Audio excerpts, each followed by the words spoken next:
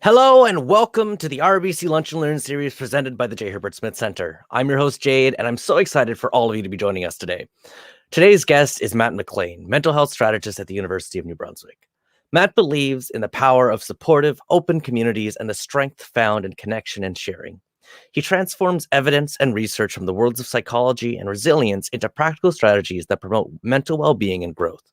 With a background in counseling, mental health, and accessibility, Matt engages audiences with important and accessible ideas that come with some big payoffs.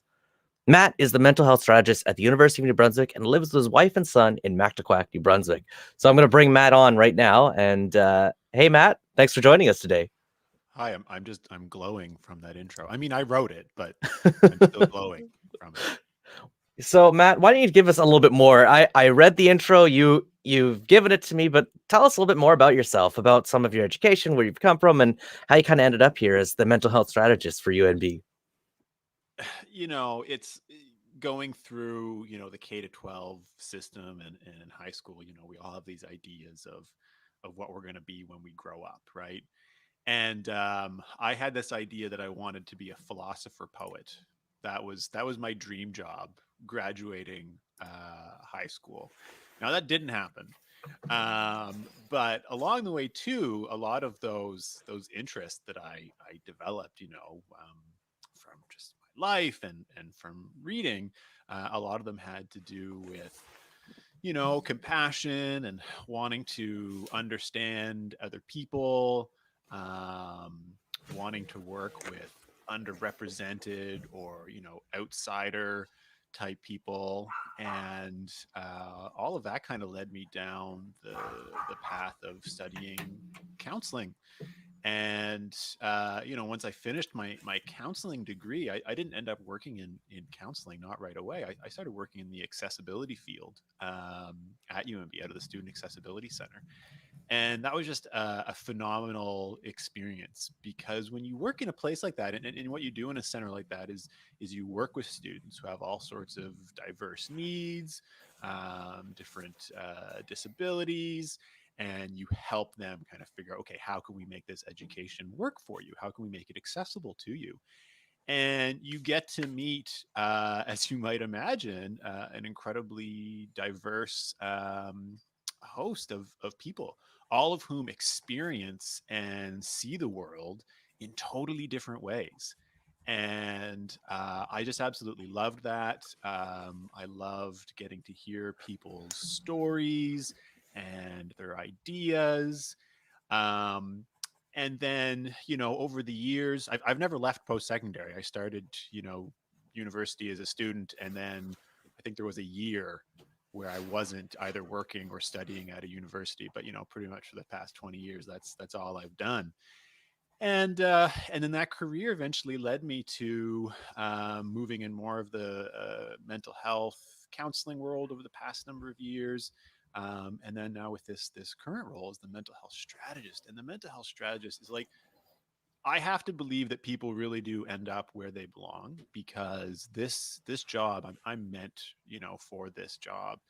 And what it is it's mental health, but on a community level. I kind of think of myself as like the public health version of mental health, right? We public health is certainly a term, a concept that's definitely a lot more in our consciousness these days. Absolutely. And you think of vaccines, and what do vaccines do? They inoculate us against challenges that are out there.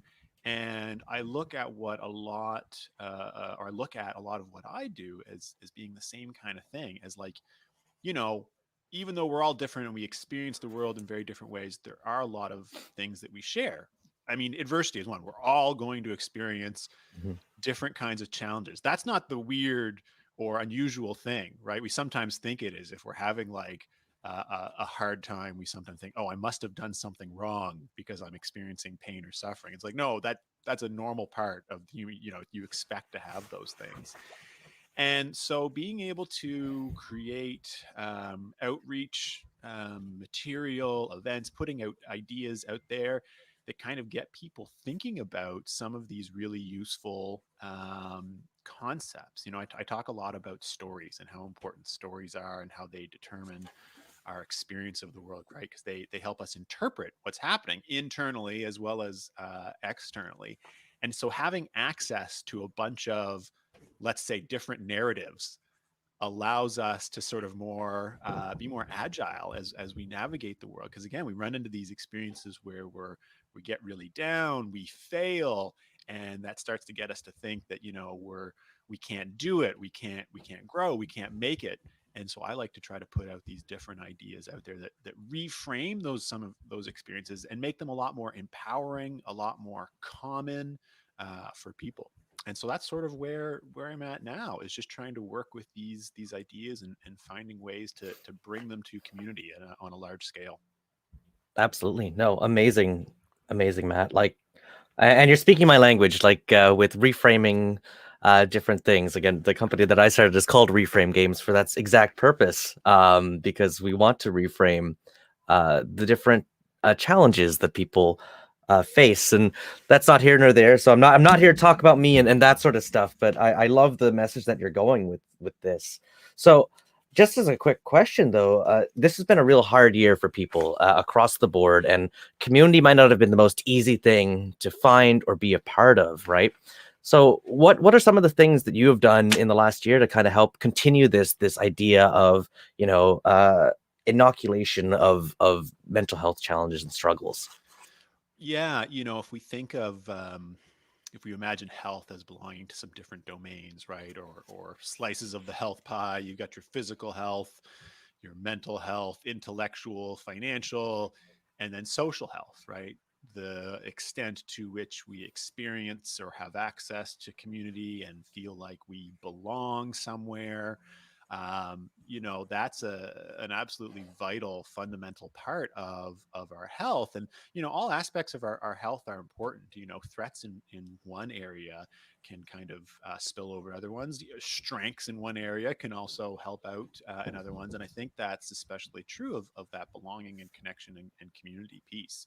You know, we are so much more stronger and resilient as members of a community. You know, when we feel like we're welcomed and safe in that community, Mhm. for a couple of reasons. You know, one quick example is, and I've already sort of alluded to it, but this idea that we sometimes fall into when we are experiencing pain or suffering or trauma or a mental health challenge and feeling alone in that experience. I'm sure a lot of people have had that moment where they're having something like that and it's just sort of like burning inside them and consuming them. And then they finally find a safe place, a person to be able to share that with. And just the simple act of having shared that with another person and having that person return it back with acceptance and love is enough to reduce that burden substantially, which is kind of amazing if you think about it, because you've done nothing to really concretely address that challenge other than just shared it with another person. But that is that first important step to being able to help deal with challenges, right? If it's shareable, it's manageable. That's a quote that we sometimes use. And so, obviously, this past year, our ability to participate in the communities that we're already members of, as well as find new ones, has been greatly challenged. Right. Mhm. And it's, we have these two terms, social distancing and physical distancing. And, you know, originally it was all, we just said social distancing. And I didn't love that term because, you know, you didn't have to be socially distant in the sense of you couldn't connect with other people. You just had to do it in a way where you were physically distant. And you know, my milieu is post secondary and thinking about the university student experience, and certainly the social one is a big part of that. You imagine, you know, coming into first year, it's like, well, what are you really excited about? You're really excited about classes, sure, but you're also really excited about all the new people you're going to meet and ways you're going to be able to you know, unlock and explore things about yourself. And first year students didn't really get, or you know, any students didn't really Yeah. get to do that this year. And so, and I knew that was going to be an issue, and we I talked about it with lots of colleagues. We even had a forum on that topic, thinking, how can we support students around this? And so we thought, well, I mean, it's got to be virtual. So let's think about trying to create virtual communities. You know, we've got Facebook, we've got Instagram, other social media. You've got Microsoft Teams, which is certainly a lot, thing a lot of organizations use, which allows you to kind of easily, chat with people. So we set some of those up, and some of those worked better than others. The ones that worked the best were the ones that were sort of self-started, that kind of met the needs of the community because they were created by the community. Um, I think of this one at UNB, which is the like esports community, and they started a Discord server on that. And yeah, sure, it's esports focused, and so there's a lot of talk about that, but there's a talk about everything else, right? They created a virtual community space, and for some people, it's probably just as good. Some people might get just as much out of connecting with people virtually. For others, maybe not so much. Um, and there's also opportunities there too. I mean, is it a real challenge? Would we rather just be able to sit down with people at a table and be adjacent to them? Yeah, likely. But there are some kind of neat things that do happen, in virtual communities. People are able to some people are able to be more comfortable. If you're socially anxious, maybe that's a Hmm. better forum for you. And just kind of one little experience that I had too in this Discord server that exists for my social group, my friends, is in Discord you've got all these sub channels devoted to different topics, and board gaming is a big important thing for me, both personally and professionally. And so we were playing like a board game and using one of those channels as our chat. And then one of our other friends who wasn't playing kind of like saw that and was like, "Oh, I thought about popping in and just like saying hi." And that actually it didn't seem like maybe a big thing, but that actually really struck me because I was like, it felt like, even though we all live in different places all over the city, it's almost like in a way we were living together. And that was like, oh, I was walking by that room where you guys were doing that, and I Yeah, thought I could just pop my head in and say hi. So I thought that was neat. Um, but yeah, I mean that's been really challenging, and so because we're all experiencing these really really tough times, and our one of our key resources, our ability to connect with others, has also been hampered. I think that's one of the reasons this has been so hard. for sure. No, and I love you talking about Discord because it's been one tool that I've used a lot in, well, again, reframe, and I'm gaming and that sort of stuff. So there's that side on the personal side, but I've also used it a lot for what I like to call virtual tourism. So, you could go and find all these different Discord servers all over the place. And, one way I like to deal with it is the fact that, you can join a new server and it's a whole other community. It's a whole other feel. They have whole other set of rules, little in jokes, and that sort of stuff. But if you get to stick around there for a little while and talk about them for a little while, you've become part of that community. You make friends online and that sort of stuff. And it's also a place where I've worked with some of my own community and friends and done some board gaming. We've played Dungeons and Dragons on Discord, for example, We or do or too. other Yeah. exactly. No, so I love hearing that this is something that you see on campus, especially with the esports guys. I mean, it's natural for them again because they probably use it as a tool for their own sort of communication. But no, that's great. So it sounds like you guys have done a lot to try to facilitate the growth of some of these communities and continue the growth of some of the ones that you had pre-established. Now, I'm not aware of all the things that you guys have done. I know you had a board game night going on, for example, and that sort of stuff. But could you tell us a little bit about some of the things that were going on pre-COVID and where that sort of started? Yeah, I mean, I mentioned, I've always been a gamer, video games, a little less so now, but then, board games and tabletop role playing games. And I remember years ago, my sister, she had this suggestion of like, oh, you should find a way to, use games as like a therapeutic device, like a way to use games to help people build their own well-being. And it sounded amazing. And I had no idea how to do that. And the first sort of foray was, yeah, it was a board game night, which maybe doesn't sound like much, but I knew that in our community, in the UMB student community, there were lots of students who weren't forming social connections, who felt isolated, felt alone. Um, and so I thought maybe board games can act as a place where people can get together and meet one another. And again, I'm especially thinking of those people who are maybe a little more socially disadvantaged, right? Like they don't feel Mhm. comfortable going somewhere, so they don't know anybody, they feel a little more uncertain. And certainly, individuals on the autism spectrum as well, right? Like social spaces can be very intimidating, but board games can really work because they alleviate that pressure of small talk. That's one thing. Like you don't have to go, I don't have to go there and like try to get to know people or have to answer or like know what to say, because I'm going there to like play this game, and that gives me this thing to hold on to and do and then build my comfort. And then if I want to, through as we're playing and I get more comfortable, I can start to like we can talk about other things. Um, and that went incredibly well. The first year or two we did it, I was able to go, and we built a really amazing community. And then we had a child a few years ago, and it wasn't as easy for me to be away in the evenings. And I didn't know what was going to happen with this night, but it got taken over by the community members themselves, by the students themselves, and was going right up until we were all sent home last March. And Mm. so, we've tried to continue some of that virtually. I mentioned this esports group. We ran this like gaming weekend thing that had both video games as well as, board games that you can play virtually.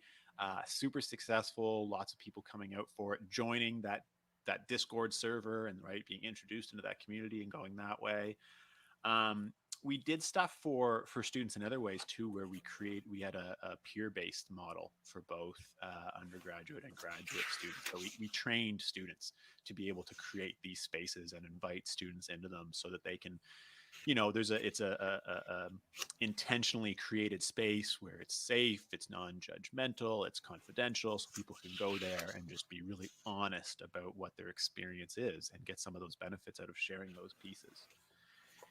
And so we've done that. Also at UMB, there's this media arts and culture department. They've set up their own like board game thing. There's actually really cool gaming stuff happening through there. Is going to be coming a lot more out of there in the future. I've also used Dungeons and Dragons as a therapeutic tool. Ran this therapeutic role playing game group for a couple of years. I didn't do it this year because it felt like there was other things to try to have to get used to. But in the past, I'd run this therapeutic role playing games where we'd use that fantasy environment in a place for people to try and explore different um, topics that they were interested around themselves. People who were shy and wanted to use that as a vehicle to learn to be less shy or work creatively with other people.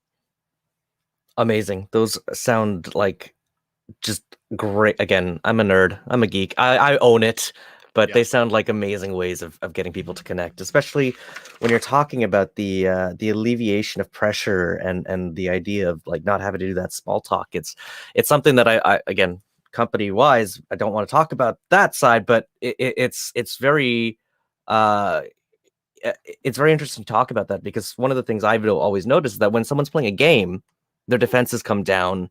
It's not necessarily about, uh, I like I always use the example of talking with my younger brother. If he and I are just sitting across from each other, he's not going to tell me anything. But if he and I are playing a game, well, suddenly those walls have come down, and he starts to open up slowly because we're playing. It's not necessarily chat about life; it's game chat, that sort of thing. Uh, I do have a question that's come in here from a commenter, and it says, "What board games has produced the most social growth across a group? Which one has the most growth for a single person?" Thank you, Jake, who I know.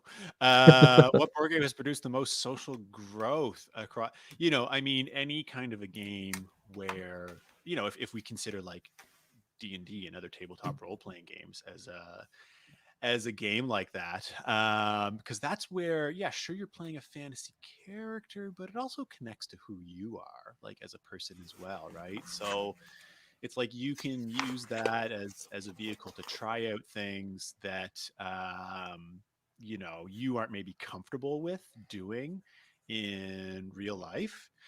And so I think that's a great one for social groups. But the thing about like board games right now too, and I mean this is true of video games as well. I mean, there's a game about anything. I mean, Hmm. anything you are interested in, any concept, any time in history, there's a game out there for you, right? Like there's a game called A Love Story, which is like a two-player game around like playing through a romance. And it's like there's parts of some of it's game, but some of it's like social and improv based, and you do that. So you can create, there's all these spaces that can be created that add some sort of a framework for being able to explore and do things and learn about them in a like more tangible, kind of like safe and fun place. That's the other thing. It's fun. Hmm. It's something that you get to do that way. So you're learning and growing, and you don't even realize it because you're having fun. You're speaking my language, man. You're speaking my language. um, so I've got a quick question as a follow-up, and this is kind of sort of shifting it towards some of these people. You talked about people who have a hard time opening up, and I know just taking from an entrepreneurial standpoint, a lot of entrepreneurs have a hard time opening up. We all feel like it's our one-man show. We're the only ones going through that one problem. No one else is going to understand and that sort of stuff. So what's some advice you might have to some of those people out there who might be watching who are in this mindset of, I can't share this. This is my burden to bear. This is, I'm strong enough to deal with this by myself sort of idea. Yeah, I think there's two ideas that are helpful there. And one is that because we don't tend to share, and most narratives that are in media or get put out there by organizations, they celebrate success, they celebrate excellence, health, right? That's the good news stories. Like that's what we want to hear. I mean, not that if you listen to the news you get good news stories, you usually get terrible stuff that's happening all over the world. But in terms of things about people, that's what we see. We have all these people that we look up to. Like if you're a student, you see these professors, you see your peers, and maybe how well they are doing. And this creates this perception that when you are experiencing something that isn't good, that is painful, or you feel is shameful, you're feeling like it's all about you, like you're alone in that experience because there's something particularly wrong with you. And so being able to have people who can, and certainly like this discourse has changed a lot in the past 10 years, but being able to have people, especially like high profile people, being able to really like openly share the challenges that they have had, that allows people to kind of like see that isn't entirely true, that yeah, this is much more common and normal. And that kind of leads to the second idea, which is life is struggle. We struggle, we face challenge, we face adversity, and that's not all it is. I mean, there's joy and triumph there too, but it's a normal, expected, routine part of the human experience to feel sad, to feel anxious, to fail. And so I think the more we put that and those ideas out there, and the more that we are honest, in forums like this and other places, I'm hopeful that we can kind of change that attitude. No, I absolutely agree. And it's something we teach at the center as well about, learn from failure, but accept it too. It's okay to fail, and it's not necessarily a bad part of life. It is just part of life, and it happens. And what you do is you pick yourself up and dust yourself off and go at it again.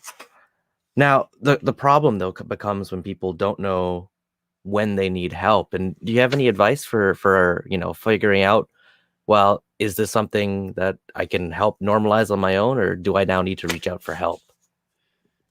Yeah, I think that it's such an interesting question, like when to reach out for help.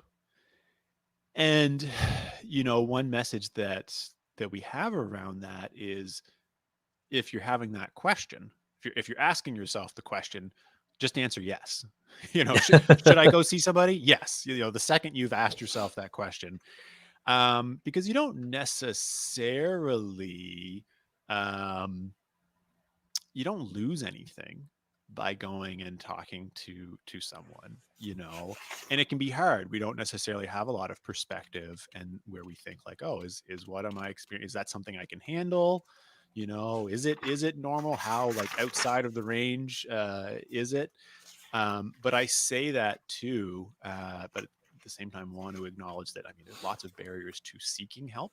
Hmm. you know um, in the province of New Brunswick, being able to seek services through the public system, which is incredibly strained, can be very, very difficult. Even if you are experiencing some pretty, like, high risk, like, scary stuff, you might not necessarily get service or treatment in a timely manner, and that's been very much in the news recently Yep. as well. If you have money, if you're able to pay out of pocket, things are a little bit better for you.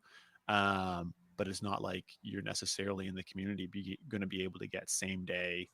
So, like, in the way you could go to a clinic for, like, a physical illness, we don't have that same kind of a thing for mental health.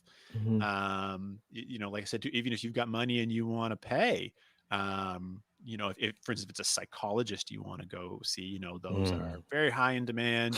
You could be waiting months for that. Master's level counselors are probably a little bit more accessible.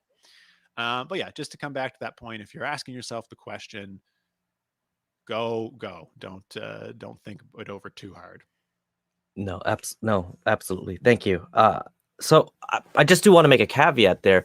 I know before the pandemic, the counseling services here on campus was pretty good, though, for getting services to students. Is that something that is still going on? Are you still able to connect with students in that way? Oh yeah, absolutely. Yeah, we never really missed a beat that way. I mean, it's all being accessed virtually, Hmm. but students are still able to have the exact same access to all health services, both like the nurses and doctors and nutritionists that are available in the student health center, as well as the counselors and the counseling services. Awesome. I wanted to make sure that if there's any students watching out there, there are services for you guys to access. And Oh yeah. uh, No, if you're a student, you've got the absolute best access to, like, a student has way, way better access to health services than the average person in your community. take advantage of it, guys. So, what is some of the research that you kind of look at right now in to make some of these strategies that are going forward? Yeah, there's a couple of things that have been interesting that have come out of different research over the past couple of years. Kind of going back a couple of years, we were looking a lot at sense of belonging, and how that's experienced for people, especially people from underrepresented minority groups. Because we had this research that told us that we knew that it was a common experience for all students, coming into university, but this could be true for any person joining any kind of new community, a new company, to feel like a little bit of an outsider, to have worries about being, um, have worries about feeling like you'll be able to, make friends, make connections, worry about whether you'll be able to, like, make the grades, so to speak. So everybody has those experiences.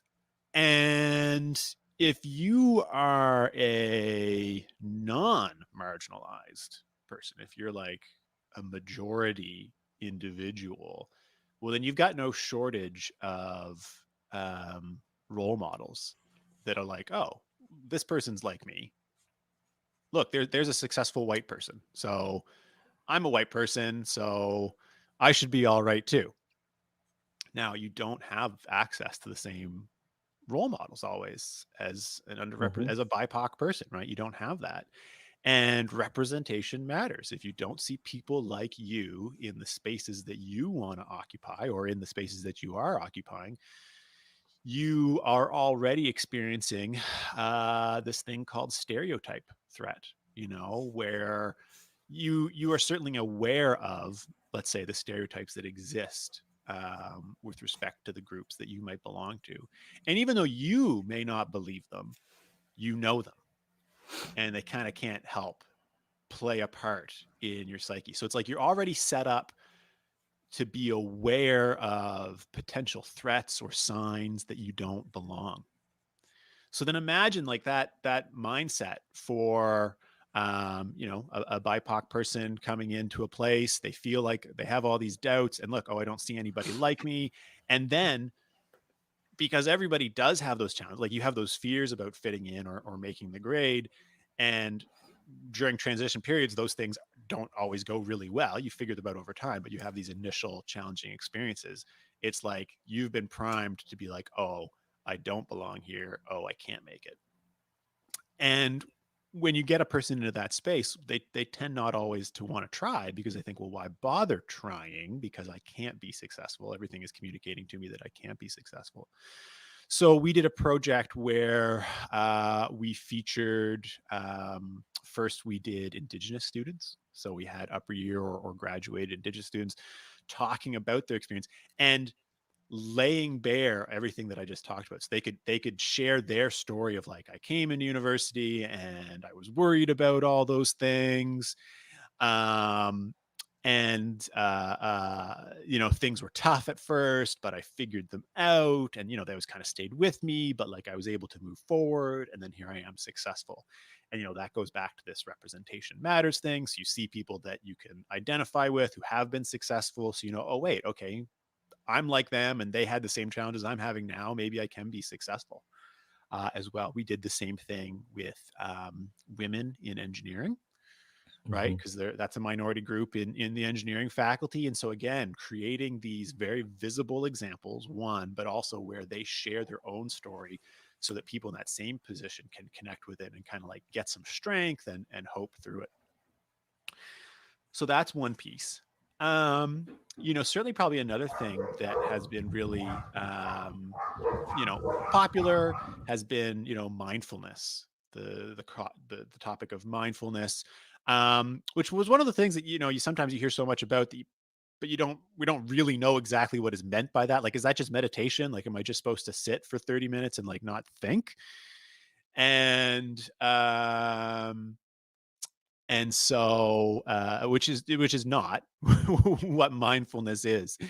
Mindfulness is a lot of different things, but maybe one core piece of it is this ability to, or this practice rather, of being able to accept whatever experience you're having in a given moment and being able to observe it from sort of a more neutral, non-judgmental space. Because our first reaction when we experience pain or suffering, like mental anguish, is to push it away, get rid of it. I don't want to feel that. I'm going to do whatever I can to make it go away, whether that's distracting yourself or anything else like that. And that reaction is understandable, but it doesn't really let us learn and grow. So you can use mindfulness as a way of like, okay, I see this experience that I have. I'm kind of taking a step back from it, but I'm holding on to it, but I'm not analyzing it. I'm not making any judgments about it. And all of these things are skills. They're things that you can try and then like build as a practice. And like every other skill, you're not a master at it right away. It takes a while. But when you're able to do that and still, hold on to and see, and then eventually be able to describe and reflect on different kinds of painful or challenging experiences that you're having, you get to learn from them. You get to think, oh, I see why I was feeling that way. I see why that triggered that response in me. And And then it also lets us kind of like be a little bit less afraid of them. Like I've always Mhm. experienced a lot of anxiety. And, through the years, something that would cause me greater panic would be like having an anxious thought, which then would create like an anxious bodily experience, which would create another anxious thought and just like feed into a cycle that grows. But then being able to like have those things happen, but then not automatically think like, oh gosh, this is happening, I'm really afraid. Be like, oh, that's happening. I'm just going to kind of watch it. Just going to kind of let it happen, let it express itself, understand where it's coming from, and then be able to gain a little bit of a measure of control over it. I think that's a really important practice that we can all benefit from, being able to like sit with uncomfortable things instead of just always pushing them away. Amazing. It's all about introspection, which I personally, and I know some of the research also supports this. It's a developed skill. It's not something you all of a sudden you're introspective. You gotta work at it. Um, and it takes a lot of hard time. And mindfulness, like, something I practice, but something I know that um, some of the courses here at UNB talk heavily about. So it's really good to hear that it's something on the research level that you guys are looking at right now, and I think it's very important. I just want to rewind back for a second and talk a little bit more about this sense of belonging. Um, and I just have a quick question, and it's how can we be better at creating belonging for others, other than talking about the stories and that sort of stuff? How can an individual help Mm-hmm. someone with belonging? Um, yeah, it's not hard. It might not be obvious, but when I explain how you might do that, I think everybody's going to go, "Oh, okay, right." But what it is there's sort of three things. Let me think if I could remember each of these three things. um, acknowledging people, being seen as an individual is a really important thing. Being seen as someone who will be listened to and um, who people will like think about what a person has said and reflect and respond to it, right? That they have some level of social value is key to that. And ways that you can do that are by, I mean, learning people's names, right? Like if you are in a position of leadership or authority or whatever, you don't even have to be. You can just be a peer in a group. It's like learn who people are, learn their names, learn what they're into, ask them questions about what they like. What do they do with their time? What do they find interesting? What are their dreams? Like really getting to um, learn about them by asking these, respectful, open-ended questions. People want to do that. They want to be able to share who they are and have people accept that and value that, and being able to connect people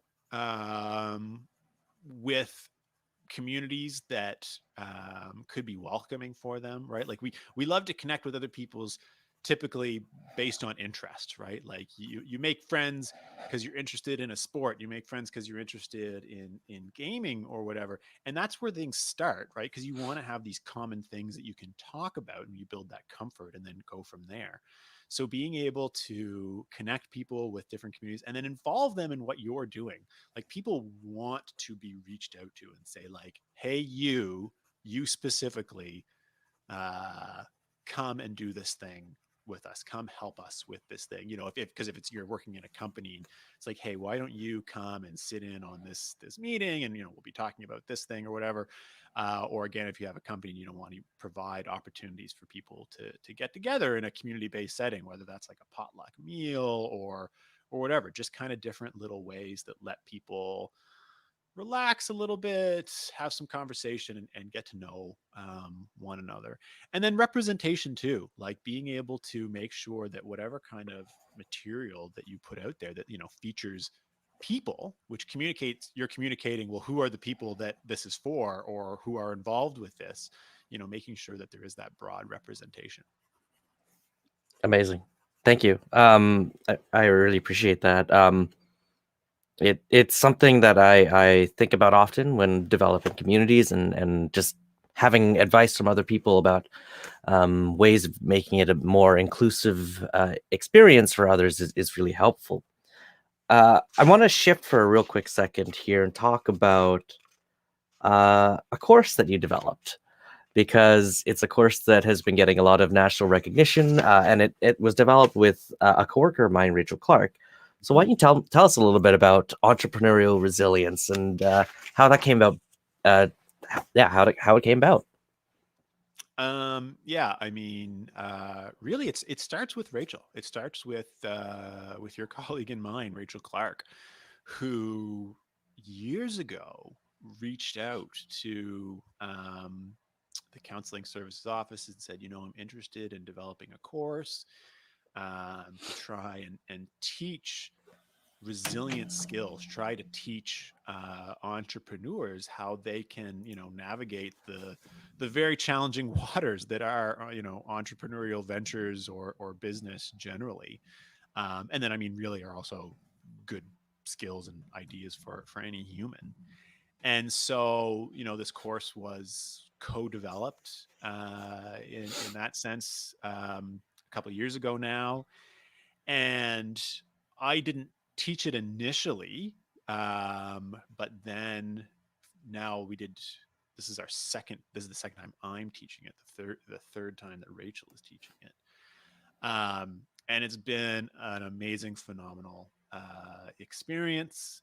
It's a course. I believe it's a course unlike any other, because it's a course that's entirely focused on personal development and creating your own kind of toolbox for I mentioned like having access to different narratives, different ideas that allow you to kind of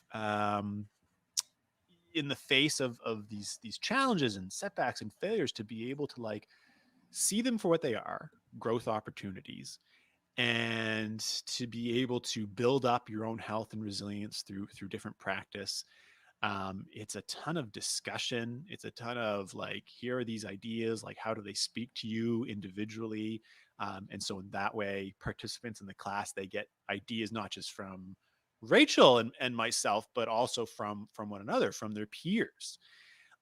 So I just think it's a fantastic thing for us to be able to involve, and I think it's amazing for the students, right, that they get to like as a part of credit for their degree, okay, develop these tools that are absolutely going to make them more successful people. Like, I'm not saying it guarantees success in your ventures, but like it allows you to navigate those often rocky waters, and then learn and grow from the experience, to be able to get yourself to a place where even if you do have a big setback or something that's really painful to you, that you'd be able to use that an opportunity to grow a little bit. And yeah, we got some recognition for it, because I think it's a newer idea. I think it's something we should be teaching not just to entrepreneurs in this entrepreneurial program, but skills that are good for any person, regardless of the domain that they're studying or they want to work in. I absolutely agree, and I know from the feedback we've been hearing that it's been a big hit, and that it's like you're helping not just those who are entrepreneurs, those who have entrepreneurial minded people who with these high aspirations that might face a little bit of failure along the way, or maybe a lot, and teaching them the skills to get up and dust yourself off, as we kind of discussed earlier, and to say, yes, I failed, but what can I learn from it, and just keep moving on with it. Now, Matt, I know we're running low here on time, but I do have one last question for you here that I think is really important. So, where do you see mental health and research and development heading in the next 5 years, 10 years, and beyond?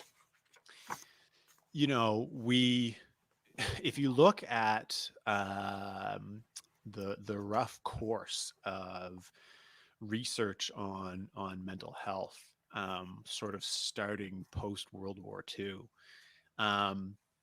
post World War II, you had all of these people returning back from wartime experiences, really horrible experiences,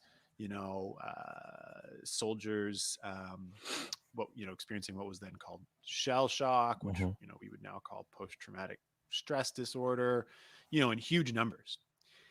And so, in North America, largely in the US, huge amounts of funding was poured into, okay, well, we need to study this. We need to study all of the ways in which things can go wrong with human, all the ways that humans can suffer or experience different mental illnesses. And then, so of course, we have this large tome, this DSM, Mhm. Diagnostic and Statistic Manual, which is your encyclopedia for mental illness, and it's huge.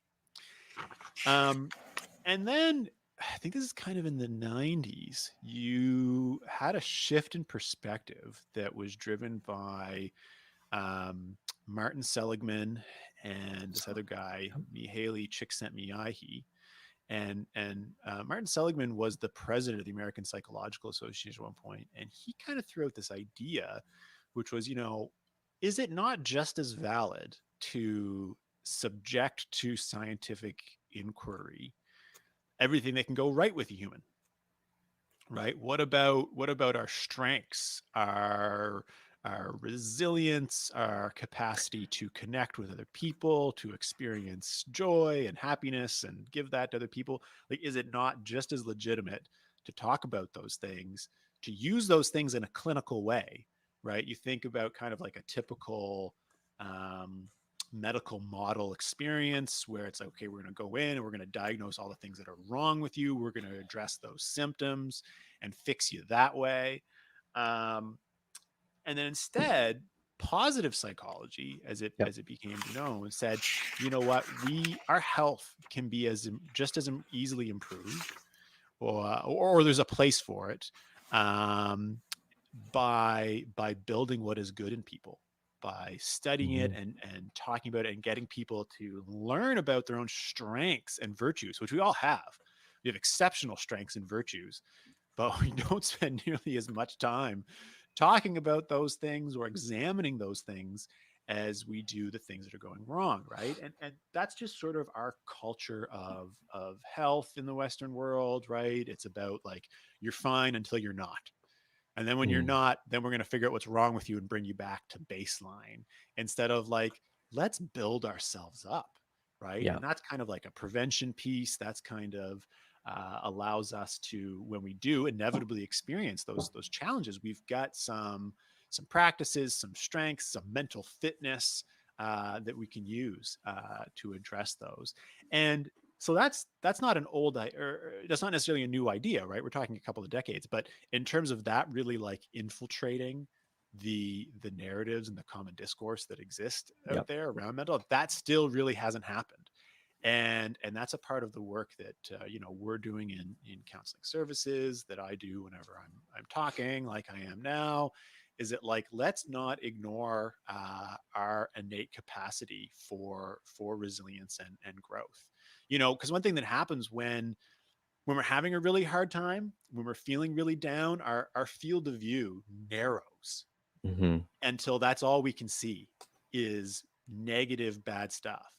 And, on a neurological level, that kind of makes sense too, because, there's only so much attention that you can spread around. There's only Yeah. so much glucose and blood in your brain. And so, like, blood, goes to the place that's responsible for finding threats and feeling bad and encoding that. And so that's just sort of where we stay. And we forget about, in those moments, all of the other incredible challenges that we have faced in our life and gotten through the other side of it, and hopefully like grown and been a little bit more wise after the fact. I think of all the Mhm. like really terrible trying experiences that I've had, and they were really terrible and trying, but now I can see them and know that I also gained a lot through them. I learned a lot about Mhm. myself, a lot around my capacity to bounce back. So that's where I see things still growing and shifting. Amazing. Yeah, the dimensions of mental health, as you mentioned it, like I know it's really seen on two axes, right? The mental wellness and mental unwellness, sort of those two places, because you can be unwell but healthy at the same time when it comes to Totally. mental health, right?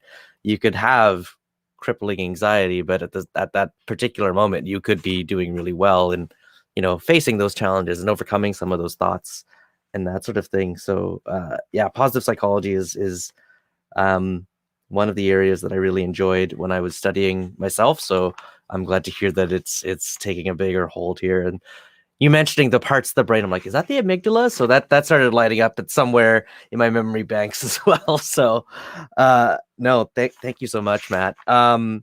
So one last comment. I know they said the last one was my last comment, but I think this is a really good place to end this. Is what would be your last tip for people looking to work on their wellness? Let's end it there on a really high note on No, this is that's something you guys good. can work on. And I always have the same answer to this question, or like I mention this. I'm like, if there's one thing you take away, um, it's that we all need a place, and maybe that's one person, or maybe it's a couple of people, a group, where we can be very honest about our experience. We tend to live the vast majority of our lives inside our own heads, and that causes all of the problems that we talked about earlier. So everybody needs a place where they can go and very safely talk about what's bothering them, what's on their mind, what they're struggling with. And this place is going to be somewhere where they know that they will receive compassion and love, or whatever they want to get out of that experience. We all need those places, and that's a lot of what counseling and psychological help is. I mean, here's a professional that's been designed to help create that space for you to talk about these things so that you can share them and learn how to better manage them. And so having a place where you can do that, both to be able to start managing them, but just also to know that you're not alone, and that there is nothing wrong with you if you are experiencing a significant mental health challenge or mental illness, right? A lot of times those experiences are very normal given the circumstances that you're facing. Like right now, the pandemic has been a source of individual and collective trauma. If you're feeling beaten Mhm. down and like the worst you've ever felt in your life, well, there's a reason for that. It's not because you are weak, it's because you are responding in a natural way to the environment that you find yourself in. So let's find these places where we can talk about what's going on. Thank you so much, Matt. On that closing note, I just want to say thank you for joining me here for the RBC Lunch and Learn. I really appreciate you coming in, sharing your experience, sharing some of your knowledge and wisdom with us. I think it's been really helpful to not just students, but entrepreneurs and anyone else in the community who has happened to tune in as well. So thank you so much, Matt. Oh, it was my absolute pleasure, Jade. Thank you. Thank you. I'm going to just close this up here real quick. So thank you all for tuning in to the RBC Lunch and Learn series hosted by the J Herbert Smith Centre. I hope today's show was helpful for you on your entrepreneurial journey. If you have any questions about any of our programs or for our speaker, Matt, feel free to send us a message on Facebook or email us at tme@umb.ca. Make sure to join us next week for more entrepreneurial stories, and don't miss an update from us by following us on Facebook, Twitter, and Instagram at UNBTME. Thank you all again for joining us, and I hope you all have a great week.